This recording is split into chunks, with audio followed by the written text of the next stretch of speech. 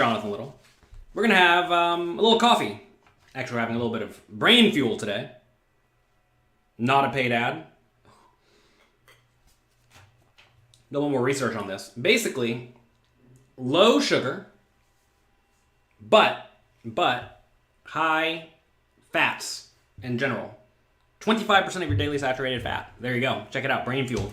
BREINFUEL. Today, we're going to discuss listening to your opponents. Something a lot of people do not do. Something a lot of people perhaps do a little bit too much. And when I say listen to your opponents, realize we mean various things, right? I'm sure whenever I say listen to your opponents, a lot of you think, oh, specifically what they say. Some of you think specifically what they do at the poker table in terms of how they play. But all of these things matter. And as an online player who was oblivious to most of these things whenever I first came into live poker, I had to learn these things, right? And the great thing about learning something is that you can share it with others. And fortunately, I've been a pretty bad poker player whenever I first started playing, and I've had to learn everything that I know. So that allows me to help you all learn as well. So, why do you even care what your opponents are doing? Well, it allows you to play better, right? Someone's been messing with my green screen back here. So, learning information allows you to make better reads and adjust your strategy, assuming you are already a reasonably strong poker player. Now, even if you're not a reasonably strong poker player, you're going to make adjustments. And the problem with that is that the adjustments you make may be straight up wrong, right? Like if you just don't know what to do, if you're just splashing around in general, then who knows what you're doing? Like say you know your opponent's playing too many hands, you may respond by tightening up and only playing the nuts. Makes sense, right? They're going to play every hand. Why would I want to play with a marginal hand? But in reality, that's like the exact wrong adjustment, right? Instead, you want to get in there a little bit wider and because you're going to be collecting more than your pot share in every single scenario, right? All right, so first things first, recognize that most people and the way they actually speak at the poker table, when they actually say things to you at the poker table, the majority of the players are being honest. I am very confident this is true. Most people at the poker table don't sit down and just have some elaborate story that's going to try to throw you off. As a counter example to this, one of my friends, he shows up and pretends to be a French businessman every time he plays. He's, roughly my age, has good successes, shows up, starts speaking in French, acts a little bit, he has like a whole shtick, and people fall for it quite often. And most people are not doing that. 99.9% of people, whenever they show up at the poker table and they start talking about things like, oh man, I'm so excited, I satellited in, I'm ready to play, this is all of my money. Most people in this scenario are telling the straight up, blatantly honest truth. Okay? I have many, many examples of this. In the World Series, typically this happens at the World Series because that's where a lot of people go to try to get rich quick. They take all their money, they go and they gamble, and they hope to strike gold. And one time, I'm just trying to think of which one I even want to talk about here. One time, I raised up ace-queen offsuit on the bubble, stone bubble, folds around. I was playing every hand. I was raising every hand. It was a big stack. Folds around to the small blind, who goes all in for something like 10 big blinds, okay? I'm obviously going to call the ace-queen offsuit. Gets back around to me. I'm about to put my money in. He says, please don't call, I have aces. He announces, please don't call, I have aces. I'm like, why in the world would this guy do this? Then he rattles off this story about how this is all of his money. He has like $18 in his pocket, and he really needs them in cash. Really needs them in cash because he has $18, and if he cashes, he has $3,500, right? So he did not want to take the risk of getting busted out on the bubble because he knows, if I call ace queen, I'm going to win sometimes, right? And I believed him. And I folded. You know what he showed me? Pocket aces, obviously. Like I said, most people do not tell fibs in this spot. And I've had many, many instances of things like this happening. Perhaps not as egregious as this one, but most people, if they say they're playing on a somewhat short bankroll, whether that be because they satellited in, whether that be because they lost all their money gambling last night, whatever, most of these people usually care about getting a cash. Not all, but most. And if you're playing against these people, they are often going to be a little bit conservative when their entire tournament is at risk. They may be loose and splashy for small amounts of money, but for big amounts of money, they probably have a pretty good hand. So it's like a really, really clear example of this. Another example that came up one time. What happened in this hand? I look at the guy on the button. He looks at his cards as soon as they're dealt, and he is clearly dejected, okay? Doesn't like his hand, he's like folding. Okay, fine. Folds around to the guy on the button.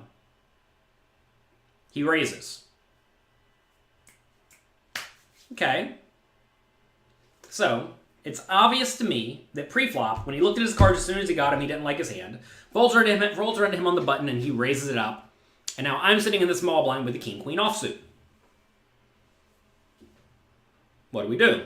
Do you think the guy's being honest with his initial reaction to the cards? Or do you think he all of a sudden has the nuts? Well, he has nothing, right? He has a weak hand. Fine, folds around, he raises on the button. I 3-bet the king-queen. He immediately goes all in for about 40 big blinds. Immediately. Couldn't have done it any quicker. Can't make this stuff up. Folds around to him on the button. He raises. I 3-bet king-queen offsuit. He snap rips it all in. This is after he immediately looked at his cards as soon as he got him and he didn't like him. What do we do with our king-queen offsuit here? Do we find a call or a fold? Type it in the chat. Let me know what you think.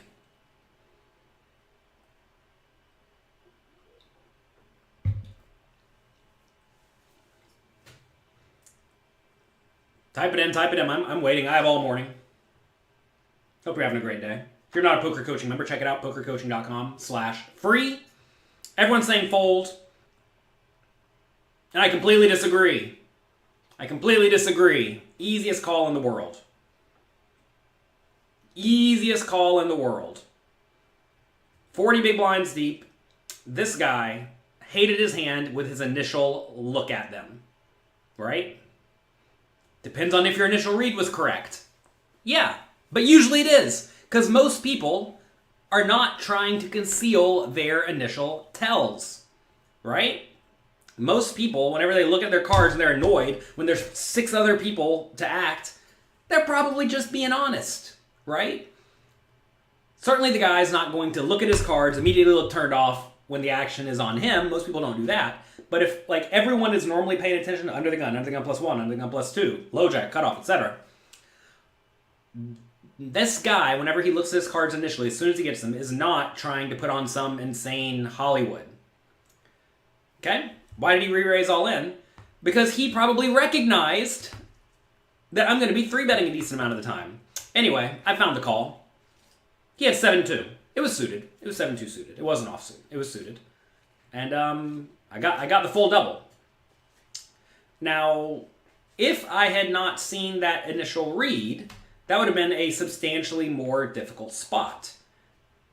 But with the initial read, it becomes a substantially easier call, right? Because the opponent's actions have very clearly indicated to me that they have a weaker than normal hand. Now, he could have had, like, I don't know, ace-2 offsuit. Could have had pocket 3s, right? I guess, like, all of those make some logical sense. But this was a guy, you know, active enough, and he was like, flustered. Whenever people get flustered, whatever that means for them specifically, that often leads them doing something a little bit dumb. This guy raised a 7-2 suited, got flustered when I 3-bet him, and decided to just rip it in. Why? I don't know. But he did it, and I was paying attention, and we collected a punt. And, you know, every time you collect these punts, you make a little bit of money. Only 16 people like this topic. Well, that's okay. Everyone's not going to like the idea of improving their poker skills. If you like improving your poker skills here with me, click the like, click subscribe button. I would appreciate it. There's also a notification bell. You'll be notified whenever we go live. All right. We discussed this idea before, but like people will very often make it pretty clear how much they care about a tournament. You'll find some people, they show up, they're like excited, they're ready to play. Usually people who make it clear that they are, they like really, really care about this individual tournament. If they show up with a backpack and a bunch of friends there to sweat them, these players are not going to go broke in the first level, okay? You have to realize that whenever people go to a poker tournament and they really, really, really care about it based on the way they look and the way they talk, they are not trying to lose all their money in like 20 minutes. It's just not going to happen. This comes up a ton at the World Series of Poker. I know we didn't have the live World Series of Poker this year, but this happens very regularly in the $1,000 tournaments, $1,500 tournaments. These are like the, let's call them hometown heroes, right? They basically won a home game with all of their, and all of their friends have a small piece of them. They all come to Vegas to play poker for the weekend. One of them has all of their money. They're going to try to run it up. And these people are not going to just blast it off and give it away. They're never going to do it. So against these people, you overfold, especially early in the tournament if they want to put a lot of money at risk. I had a few like this. Trying to recall it. What was it? It was in the Colossus. This was like a $500 tournament a few years ago, where I think I flopped like bottom pair and a flush draw or something like that, and I like 4-bet the guy all in on the flop. I think I had 5-3. So I think I figured it out. Someone raises. I call 5-3 suited in the big blind. Perfectly fine and normal. Flop comes ace, jack, 3. 2 of my suit. So I have bottom pair and flush draw.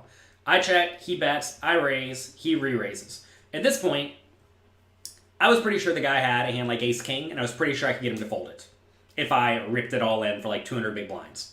You gotta realize, let's call it a 6 big blind pot going to the flop. I check, he bets 4.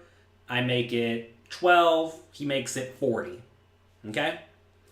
Calling is not actually all that attractive in my scenario because we're out of position. It's going to be kind of hard to get paid if I get there. So I definitely don't hate the idea of jamming on ace-jack 5 or ace-jack 3, whatever it was, given he could realistically have ace-king, ace-queen, could have ace-jack, could have pocket jacks, right? That's certainly possible. If he does have those, I'm behind. But I thought more often than not he's going to have ace-king or ace-queen here because there's more combinations of ace-king and ace-queen, right? There are, 9 ace-jacks, 3 aces, and 3 jacks. 9, 10, 12, 13, 14, 15. There's 15 of those. Whereas there are 12 ace-king and ace-queen. So 24 of those.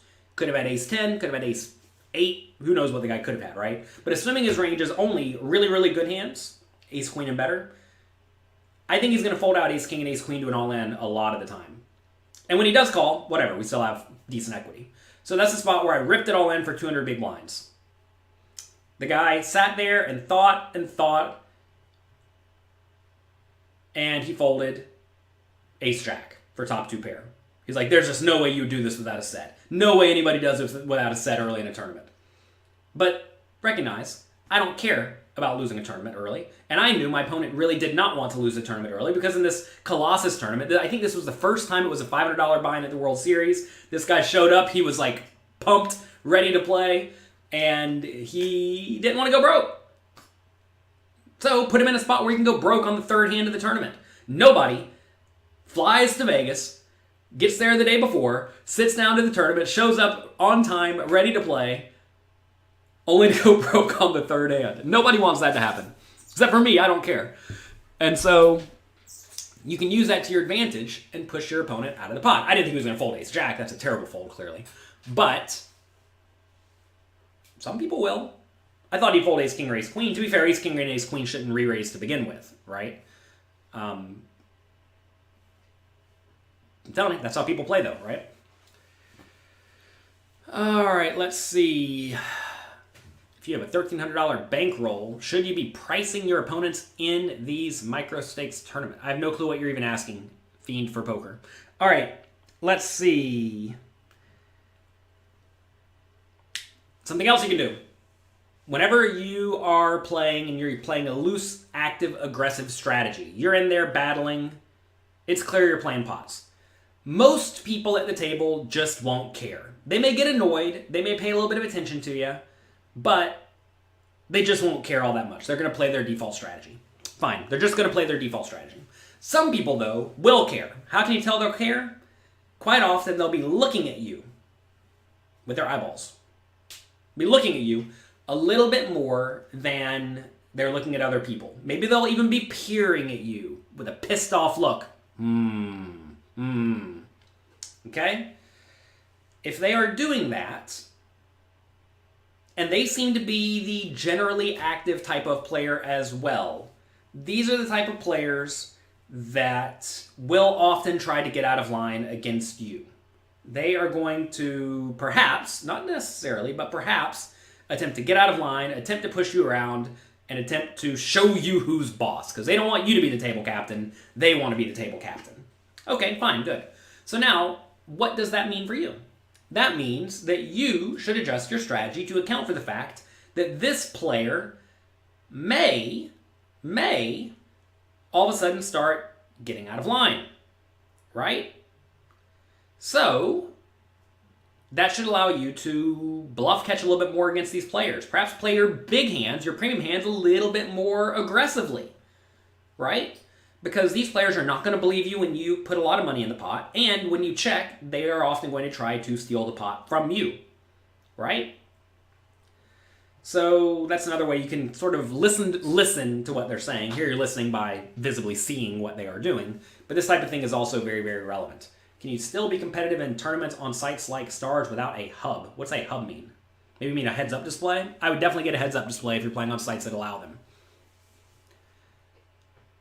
It's like trying to go race in a bicycle race, but on a unicycle. Probably not ideal. Let's see. I'm captain now. That's right. Is balancing in the low stakes overrated? Yeah, probably. That said, you need to know how to play well. Happy birthday to me tomorrow. That's right. Mr. Thomas's birthday was the 19th. He turned 2. My birthday's tomorrow. I turn 36. Getting old. James's birthday is on the 24th. He's turning 4. It's way easier to keep track when their numbers are like 2 and 4. Anyone win big yesterday? No. I had the classic JL 8th place. Broke even. Broke even's fine. Can't be too sad whenever you play a bunch of tournaments and you break even. Let's see. Next. Okay, next you can pay attention to how people play at the table, right? Nice and easy. Most people are relatively honest with their poker play. Okay? So if you know that your opponent is very weak, very tight, very straightforward, then all of a sudden, out of the blue, they decide to put a lot of money into the pot. You think they're bluffing you all of a sudden? Maybe they are. But more often than not, if someone is super weak and tight and nitty, and then all of a sudden they decide to load all their money in the pot, they probably have something pretty good, right? So if they have something pretty good and they're trying to load all their money into the pot, they're not bluffing, right? So you get to play accordingly. Their range is going to not be the normal GTO default range, right?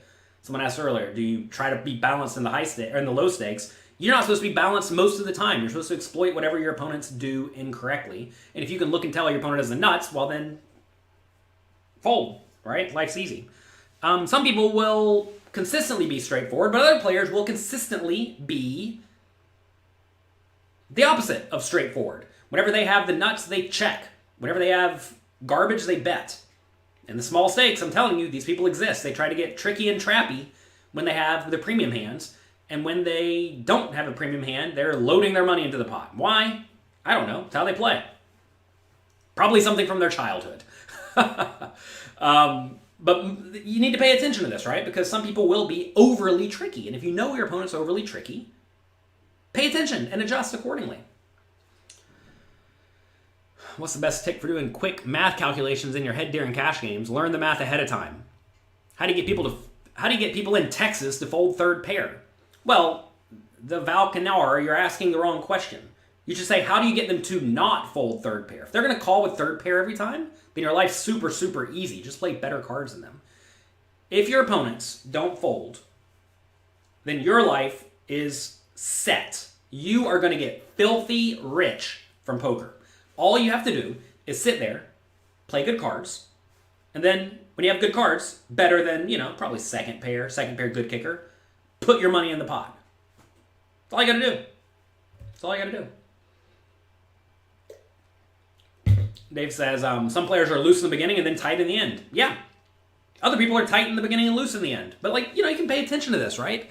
You have to listen to what your opponents are telling you. Right?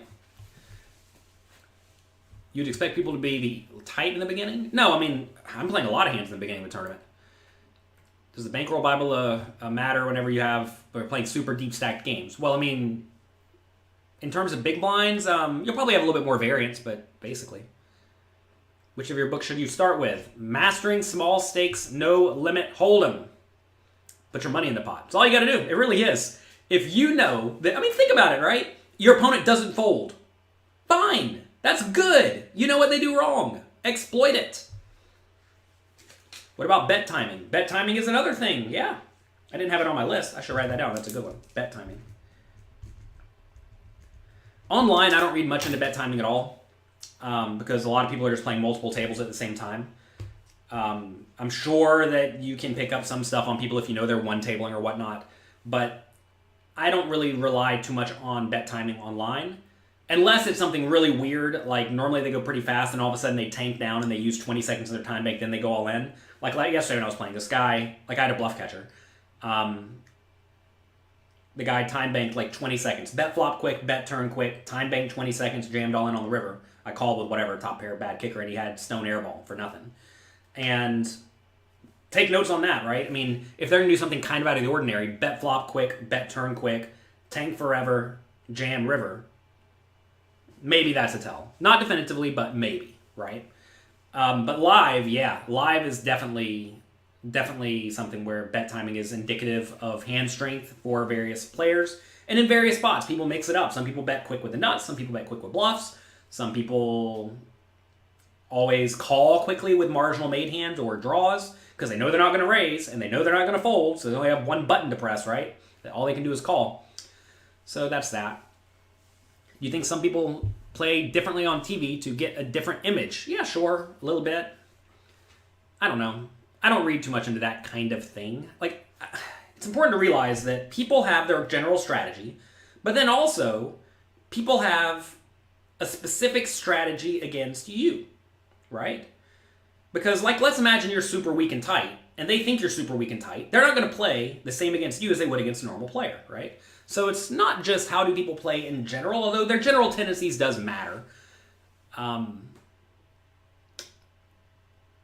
They will play differently against you. There's certain I know plenty of people who just they never fold to me, but they play normally against everybody else. Why do they never fold to me? Probably because I've shown up with bluffs 6 times in a row, right? Alternatively, there are people who always fold to me. Why? Because I'm probably whatever, the opposite, right? So you need to pay attention to what your opponents think about you as well. And I think the idea of I'm going to go play on TV to look insane, I don't think that necessarily applies. Jan says, here, would you ever play in the high-stakes poker TV show? Sure. Some people play loose in that game because maybe they demand it. There are some home games where they demand you play a little bit loose. If you don't play a little bit loose in some home games, you're out. Why? Because they want action. I will be playing on Poker After Dark coming up soon. If you have a subscription to Poker Go, you can watch that. It'll probably come out on TV eventually. I also have strategy segments in a lot of the shows. 1-minute-long strategy segments discussing various fun hands from Poker After Dark. Check that out at pokergo.com. Let me know what you think. I get to play a nice, 25, 50, 100, 200 games? Does that sound right? Something like that. It either went well for me or it didn't. How do you adjust your range when you don't know what your opponents are doing? You don't, right? That's why you have to pay attention. This is why you also have to develop a strong, fundamentally sound strategy. Okay, what next? Yeah, okay, so I have here trust your reads as they get better. As they get better, right? And I think a lot of people blindly trust their default reads, which may or may not be right. Also realize that your reads may change as time progresses, right? So I think what happens to a lot of people is they see someone do something. Let's take that example that I had earlier where the guy bet the flop quick, bet the turn quick, tank, went all in on the river with a bluff. If you see that one time, should you put a lot of weight in that? Should we all of a sudden start calling that player with every single bluff catcher? And the answer is no. It's definitely not, right? Because I don't know that's how the guy plays bluffs, right? I should not all of a sudden start calling this guy for all my money with ace high every single time when he takes that same line. But I should probably be a little bit more inclined to call initially. Now, if I see that player take that exact same pattern 7 times with a bluff, and I see them do something differently with the nuts, maybe they bet flop, bet turn, bet river all quickly with the nuts, and they tank on the river with the bluff, that's starting to become something where you can start making very, very gigantic adjustments, right? So be careful to not assume that your default reads are automatically correct. Don't think he reads this chat. Sometimes I don't. Sometimes I do. Maybe this is a recording. Maybe this is a green screen. Maybe we're all living in the Matrix. Who knows? Let's see. What equipment settings do I use for streaming? I don't know, man. I'm not a professional streamer. I just come here for fun. Could I do a video on online tells? I mean, look, I think online tells are kind of overrated. I really don't think there's a ton of value in them. And this is coming from someone who actually does think there's a lot of value in live tells. I actually do think there's a pretty good amount of value in live tells.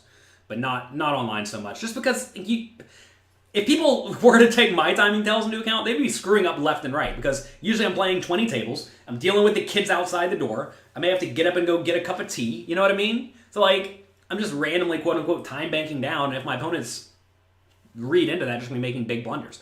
Whenever I time bank down, it means I had to go get some tea. Whenever other people time bank down, it means maybe they had to go get tea too, right? What streamer are you reading questions? Oh, most of the people are watching this on YouTube. YouTube.com/pokercoaching. We have a full chat over here. It's beautiful. Some of the people are watching on Instagram. If you're watching on Instagram, sorry. They make it difficult to stream on Instagram. All right, that's why I'm not looking at Instagram. Instagram's over here. Everybody else is over here. We have hundreds of people here, 33 people here. I appreciate all the 33 people on Instagram, but check it out, youtube.com/pokercoaching. Smash the like button. It's free. It is free. It's free and it does help a lot. I appreciate it. Twitch is pretty cool too. I don't mind Twitch. Twitch is good. Shout out to all the Twitch subscribers. Thanks for being here as well on Twitch. You need Google Glasses. They banned Google Glasses from most poker rooms a long time ago when they came out. They prematurely banned all of them. Okay. What next? Listening to your opponents. Sometimes you can listen to your opponents without them even talking to you or without them even interacting with you. What do I mean by that? You can do your research on your opponents, right?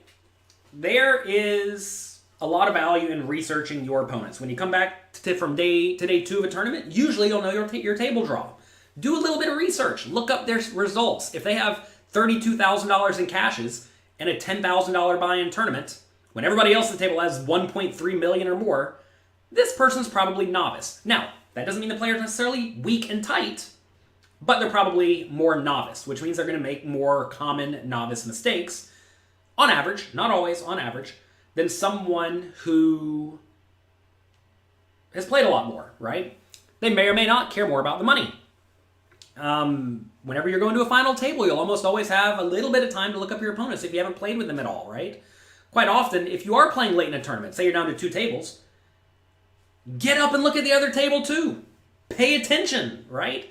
If there's somebody who's involved in every single big pot over there, you should know that. That is very, very valuable for you. So make sure you do research on your opponents. I may or may not be coaching someone at the World Series of Poker Final Table coming up on the, 28th in Vegas. And you can bet your rump I'm going to be doing some research, right? Because that's my job as the coach. And that's going to help make better decisions, right? How many major titles are on the bookshelf behind you? I think it's a trophy case at this point. You're only seeing some of them. Look at all these up here, too. You see all those up there? It's a whole load of them. A whole load. Let's count them. If I can find them. 1, 2, 3, 4, 5, 6, 7, 8, 9, 10, 11, 12, 13, 14. At least 15. At least 15. Only at least 15 that I can immediately see. Want me to show you something? I'm not going to show it to you. Bellagio actually went, and they went from giving these like Rolexes. The Rolex counts as a trophy too. It's in the closet over there. They went from giving Rolexes to this gold bracelet here. See this gold bracelet? 22 karat gold bracelet. Probably worth about $6,000 right now. Gold's booming. Then I have this little thing back here. Can't even see it. Can you? It's back there. It looked like Bellagio.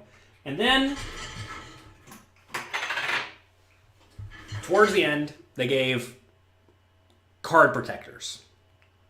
I won a $10,000 tournament at Bellagio, and this is my trophy. Oh, I love Bellagio. I didn't even count either of these. Look, we have 2 of these because we won 2 tournaments back to back. Look at that. Anyway, that's that. Let's see, what else? That's really it. I mean, look, you need to pay attention to what your opponents are doing incorrectly and adjust, and an easy way to get reads is to just straight up listen to your opponents. What do you think of this book, Modern Poker Theory? Modern Poker Theory is an excellent book, high-level book by Michael Acevedo, poker coaching coach. He has lots and lots of content on pokercoaching.com. Y'all may not know this. Michael's native language is Spanish. This book's in English. That meant there was a bit of editing required on this book. You want to know who did all of it? Me. Oh man, that took forever. I don't think I've ever worked so hard for no money. I like Michael a lot. I learned about him from the Pokar Backing Company, and I loved his content. I went through like all of it, and I'm like, oh my god, I gotta have this guy write a book. So we had him write a book, Modern Poker Theory. Came out, needed a lot of work in terms of like just like grammar stuff, you know, like any non-native language speaker would have problems with, and so that required a lot of work for me. But I don't mind. It was a great book. I'm happy to do it for the poker community, even though I made a whopping $0 off of it. Such is life. Could you imagine most people if you said, all right, you're going to work 200 hours on a project and you're going to be paid $0. And it's not going to be fun work. It's going to be tedious, grindy work. I'll do it. I'll do it for you all. I don't mind. Have I read What Everybody Is Saying by Joe Navarro? I have not. I read Read 'em and Reap, though, back in the day. And it was useful. I don't know if I necessarily agree with everything there. A lot of it was like really specific. But I liked it. It was useful. Useful for a person who doesn't know anything about tells, right? Would you rather look good and lose? Wait, you'd rather look good and lose, right? Who in the world knows what this person's talking about? Do people just like type random stuff on Twitter? Have I ever accidentally revealed my hand at a poker table? No. Every once in a while, the dealer will like throw the cards and they'll kind of like flash up. But if that ever happens, just grab the card and flip it up immediately. Oh, let's see. Hope you're all having a great holiday season, by the way. I know lots of stuff is happening. You won the Florida Lotto. Ship it. Good job. Sold your house for $40K over the asking price. That's always fun. Jonathan, I hate to break it to you little. Hate to break it to y'all, but such as that. Michael says you're about halfway through Modern Poker Theory and you found some typos. Yeah. If you have one of the first printings of it, there are a few typos, a few slight errors with the graphs, but all of those are fixed at dnbpoker.com. There's, whenever you make any physical book, there's always a few things wrong with it, which is a big, like, kind of tilting to me because I like things to be perfect, but it's never perfect. You all would not believe this, but like we have like 40 people read through these books and still typos get through. It's ridiculous. Say it's ridiculous. It's just like hard. I mean, if you look at any book, that's how it goes with physical published books. Anyway, any errata we have is at dnbpoker.com. Just go to the books page and it'll be somewhere there on that page. But I don't think there's anything like egregious there.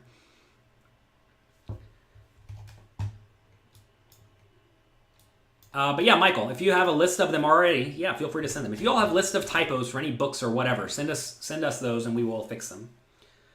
How differently would you play now compared to when we played those Bellagio tournaments? I don't know. I play better. I've learned to play poker better in that time period. There was one hand, actually, so I won 2 back-to-back. They were tiny. They were like 15 people and like 8 people or something. 2 small, $10,000 buy-in tournaments. Might as well be sit and goes. I enjoy sit and goes. They had a tournament the next day, and I bubbled it. And I was against, I forget who it was, one of these good German kids. The tournaments, by the way, were me, 2 good Americans, Jake Schindler and Barry Hutter. They play a lot of the high-stakes tournaments. And then 4 or 5 German guys. I say German guys, maybe not specifically from Germany, but they hang out with a German crew. And then 2 or 3 recreational players. And anyway, we get to the bubble, and one of the German kids like check shoved me all in, and I had a bluff catcher. And I don't know. I probably thought the opponent was bluffing me way too often, and they just weren't. It's tough because like in my mind, I kind of view a lot of the like super world class players, like all the people who are not the fish were like top 25 in the world. I kind of view all of them are just like overly willing to run bluffs, but they're probably just not. Like they're paying attention. They know I don't like folding. They're still check shoving me. They probably just have a good hand. Anyway, I had a good hand and I bubbled. So that was annoying. Could you imagine winning 3 in a row?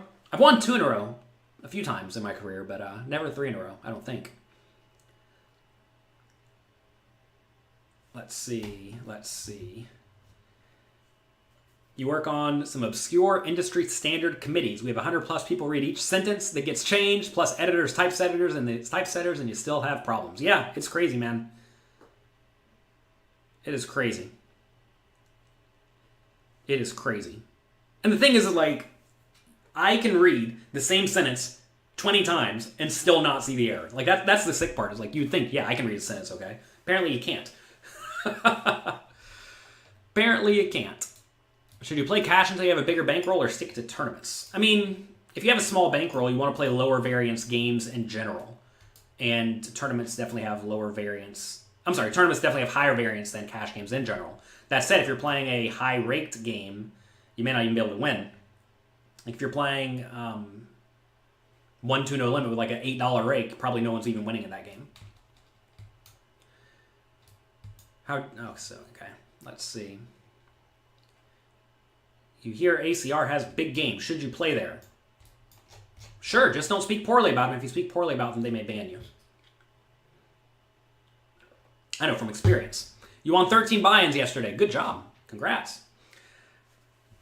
It's very important to listen to what people say to you. In all aspects of life. I mean, we talked about poker here today. I don't have anything written down, so we're just winging it, But it's important to listen to what people say in life as well.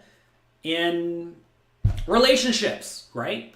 Say your significant other starts getting cold towards you, turned off towards you, right?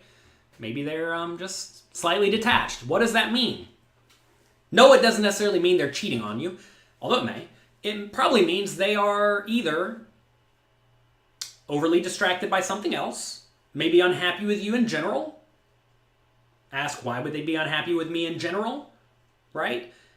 But you need to pay attention and you need to make reads and you need to adjust because you want your significant other to be happy. Same thing with your friends, right?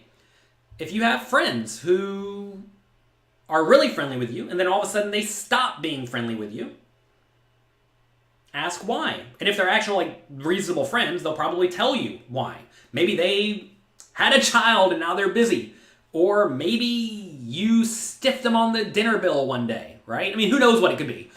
And you may not even recognize these things. So you want to pay attention to things like this and you need to make reads. And if something seems a little bit off, maybe it is, maybe it isn't. Trying to think where I want to go with this. We can go many directions. A lot of people want to be friendly with me because I'm known in the poker world, right? I know it sounds egotistical, it is what it is. I've become reasonable friends with 3 people I can think of off the top of my head. Very quickly, I'm not going to out any of them or name any of them. 3 people off the top of my head.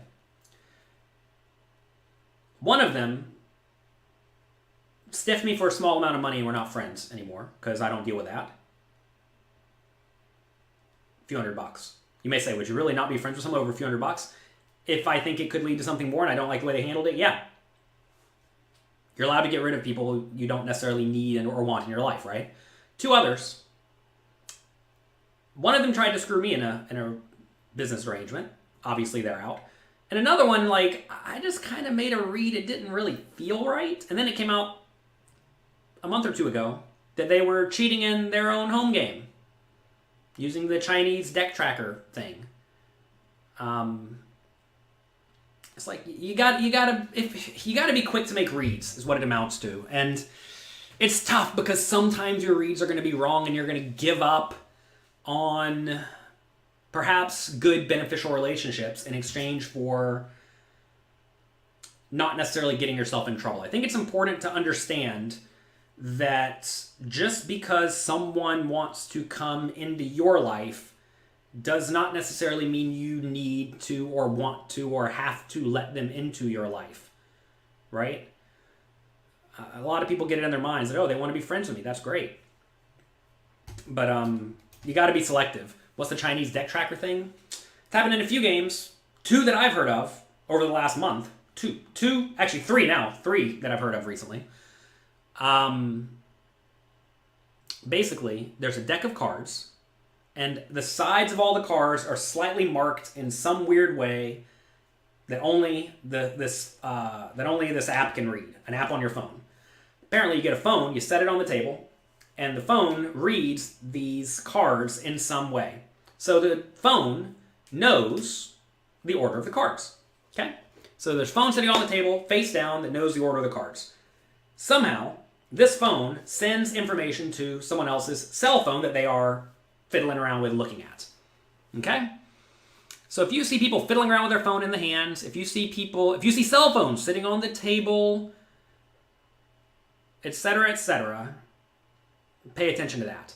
I've heard of 3 people getting caught in the last month who are at least semi-well known in the poker community using this in games to cheat people.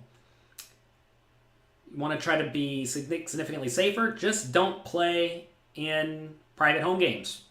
All these are in private home games. Turns out, you don't really have any repercussions if someone's cheating in a private home game. Besides, the very aggressive ones. That said, if you're playing in a casino, I think you're probably fine. How do we get on cheating in this talk, huh? I guess reading people, huh? Listen to what they're saying to you. If they always have the nuts, literally every time, and they always play perfectly, listen to what they're saying to you. They're probably cheating. Not always. Some people are good, but it's tough, right? Because you can't just go around accusing people of cheating you because they're winning, right? If you're playing online and someone spikes on you 7 times in a row, you may feel like you're getting cheated, but you're not. It's just variance. But some situations are way more ripe for cheating than others. And licensed, regulated games such as like Party Poker and Poker Stars and World Series of Poker, 888, sites like these are way less likely to have any sort of cheating. And they also have good security departments, right, that will do their best to try to catch cheating, unlike some of the unregulated sites that just straight up don't care because all they want is rake. They don't care if you're paying the rake or a bot's paying the rake. They don't give a poo about this, right? When you're playing in a legitimate major casino, you're probably not going to get cheated because the repercussions of being cheated in a legitimate major casino are usually go to prison for 10 years. Nobody wants to go to prison for 10 years in exchange for winning a little bit of money, right? So make sure you actively pay attention and don't get yourself in a bad spot. You want to come in? Here's my wife, Amy. You want to say hello? Hi, everyone. What do you want to say? Happy holidays. Happy holidays. We Holidays. gave some relationship advice earlier. Oh, no. That's not good for us. No. Basically... We're not good at relationship stuff. No. We're talking about listen to what your opponents say to you. But we extrapolated a bit. They can't see me on that one. Well, put your head down. Listen to what your business partners say. Listen to what your significant others say. So Sometimes the problem's not even your problem, right? Like, say your significant other's turned off to you. How do you learn to take your own advice? It's a good question. It's a good question. They don't know this, but I'm giving advice to myself in most of these shows. I'm not really giving advice to them. Yeah. It's mainly to me. Pep talks, right? Yeah, pep pep talks. As you head out into a conversation with your wife, you're giving Yeah. yourself little pep talks. The problem is he does these at 9 a.m. and by the time it rolls around to 6 when we're actually together, everything's been forgotten. I know. Anyway, it's not necessarily always your fault either, right? Like, say your significant other's a little bit turned off. Maybe it's because they're busy with work, or maybe because their friend made them mad, or maybe it's just your fault. Maybe it's just your fault. Maybe they don't like you anymore. Oh no! Well, if that's true, that's harder to fix. But I still like you. We talked about falling back in love the other day. Oh, yeah. On the stream. We talked about... Do you guys know tomorrow is Jonathan's birthday, by the way? Has everyone wished him a happy early birthday? They have. Someone wished Thomas a birthday earlier, too. Aww. And then James in a few days. Thomas's birthday was on the 19th on Saturday. John's is tomorrow. And James is on Christmas Eve. All three guys in this house were born within 5 days of each other. It was stated that Thomas has the intellect of a 4-year-old. That's very advanced. That's very advanced. All right. All right, love you. Bye-bye. Bye. Anything else you want to say? No, hi everyone. Happy holidays. Happy holidays. Happy New Year. Hope everyone is happy and healthy and safe and surrounded by love and joy and calmness and whatever it is your heart desires. They announced the WPT in January in Florida. Can I go? No. Oh, okay. Bye. See ya. What were we talking about? Staying safe, being smart, right? Look, you gotta be smart. You gotta be smart. If something doesn't feel right, recognize you could be wrong about it not feeling right. But at the same time, realize that just because a game exists, just because a potential relationship exists, just because a business opportunity exists, does not mean you have to take it. You do not have to take every single spot that comes up. Okay?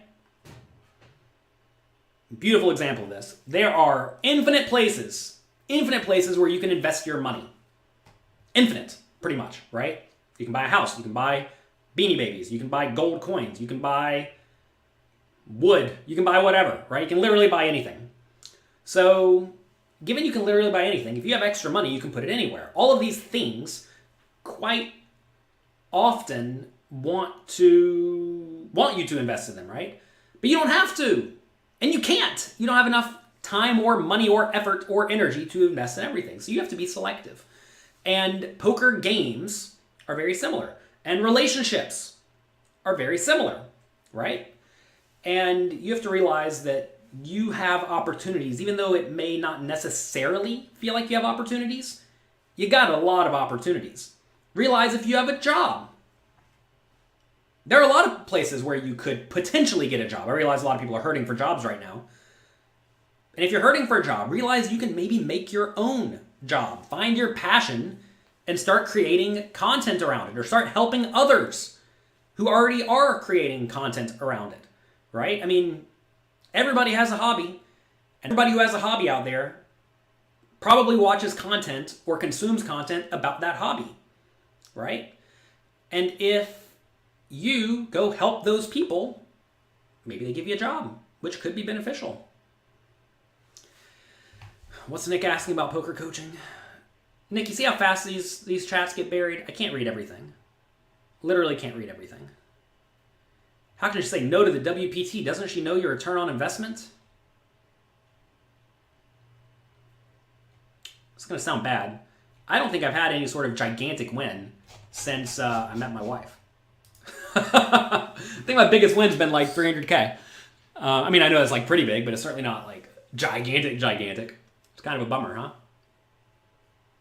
Lucky in love, unlucky in poker, such is life. Poker coaching is the best training site available. That's the goal. We are one of the few training sites that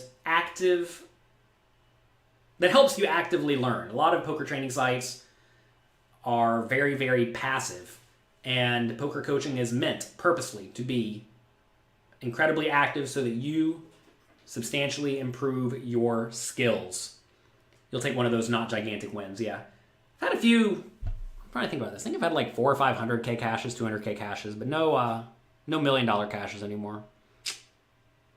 To be fair, it's kind of hard to get $1 million cash anymore. Now there's only like 8 or 10 of those a year. Back in the day, you could get one every month. I guess that's 12 a year. It's not a whole lot more, is it? Now I have 2 kids. Got a poker training site, pokercoaching.com. We have substantially more now than whenever we met my wife, so that's good. It's tough because, like, you all may not know this, Jonathan Little is a bit of an insane person. At least he can be a bit of an insane person. And my wife keeps me in line the vast majority of the time, which is good. If you do have degenerate traits like me, then you need someone to keep you very, very sane. And it doesn't necessarily always feel good in the moment, right?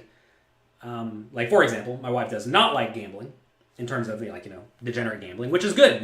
I should not be out degenerate gambling. Not that I have that issue, but, like, I like to drink too much alcohol sometimes. She does not like drinking too much alcohol. I used to like sports betting a lot. She does not like sports betting. So, you get rid of these things, right? And with the help of your significant others, your friends, etc., that goes a long way to keeping you in line. Other things like keep a regular schedule, right? It just happens because you have a wife and 2 kids. Wake up at 6 a.m., go to bed at midnight, or 10 p.m. or whatever, right? That's probably good for you. There's a book that I like. Tiny book. But the value in this is huge. Personal Organization for Degenerates by Brandon Adams. Here's Brandon Adams. He won $1 million yesterday playing daily fantasy sports. He's the man. Anyway, he has a book, Personal Organization for Degenerates. I like this a lot. Talks about, your degenerate qualities. And to be fair, a lot of poker players who are very, very good are kind of like that. Jonathan sounds like a party. You catch me on the right day. I get to go off about 4 or 5 days a year. That's all I need. Actually, to be fair, the thing is, like, if I had no checks and balances in my life, who knows where I would be right now, right? Like when I met my wife, I had nothing going on. I was playing poker all the time. I moved into our apartment in New York City, and I had to buy a Wii, a Wii. Remember a Wii? It was a Nintendo Entertainment System, because I had nothing going on in my life. I had so little going on in my life that I could literally sit around and play video games all day. Then I almost ran out of money. Not liquid cash. I ran out of liquid cash. I'm like, oh man, I need to figure out this. So I started playing poker more, realized I couldn't be here anymore. It was tough. But, my wife helped me learn to make better decisions, forced me to make better decisions, which does not always feel good in the short term. But it turns out if you make hard decisions now, you have a much easier life later. And if you make all easy decisions now, well, you're going to have a much harder life later. And my wife has induced me to make the hard decisions now so that I have an easy life later. And here we are later, 10 years later, and everything's pretty great. How'd you come up through the stakes? Check out my pokerography. JonathanLittlePoker.com/pokerography. Search Jonathan Little Pokerography on YouTube. It'll probably come right back up. What's that book? Personal Organization for Degenerates by Brandon Adams. Nice, good, short, concise book. Very short. How long is this thing? 37 pages long. You'll learn a lot, though. All right, that's me for today. Have a great, great day. Enjoy yourselves. Make the most of it. A Little Coffee is only on Mondays now. So if you're here on Wednesday or Friday, sorry. We have moved this to only Monday. I am making an effort to make more pre-recorded content on YouTube. We have a video going up 6 or 7 days a week now at youtube.com/pokercoaching. If you're on YouTube, please click like, please click subscribe. I would appreciate it. We're going to be reviewing hands coming up soon from the Doug Polk Daniel Negreanu Heads Up match. Make sure you've been checking out those. We've been going through lots of GTO spots. We're going to be reviewing hands from the World Series of Poker main event final table. Those are all happening now. And also high stakes poker. So that's that. Monday, what time? 9 a.m. Eastern time. Bright and early Monday for another episode of A Little Coffee. I will see you then. Hope you all have happy holiday seasons. I know it's a very hectic time. Try to stay calm. Try to stay happy. Copy that speech Amy said earlier. Make the most of it. Be nice to someone. You're going to see some people who you love and some people who you do not love in the next few days. And realize that you and your attitude will shape your reality. So you might as well have a good attitude, you might as well help people, and you might as well make the most of your experience. Have a great holiday season. Thank you all very much. If you're not a poker coaching member, check it out, pokercoaching.com/free. I'll talk to you next